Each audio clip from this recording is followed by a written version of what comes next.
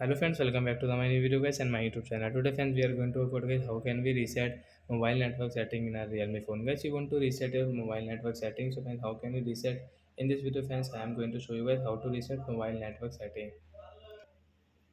So friends, you want to reset guys your mobile network setting friends, you can reset in your Realme phone. In this video, I will tell you friends. So first of all guys, we will turn on our phone setting to reset guys our mobile network setting. Then guys scroll it.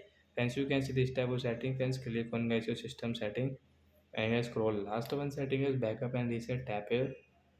Guys, reset option, tap here guys, you can see mobile network, tap here. After click here, you can see get draw unlock pattern. So guys, you have any pattern lock, guys, you have any name password, you have your pin lock, so you will have to enter your password.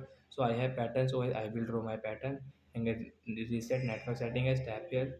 So you can see setting has completed, means setting has been reset in a Realme phone. So as mobile network setting has reset, guys, you can use your mobile network. So like that guys, you can reset your mobile network setting in your Realme phone. So that's it guys, thanks for watching the video. Bye bye friends.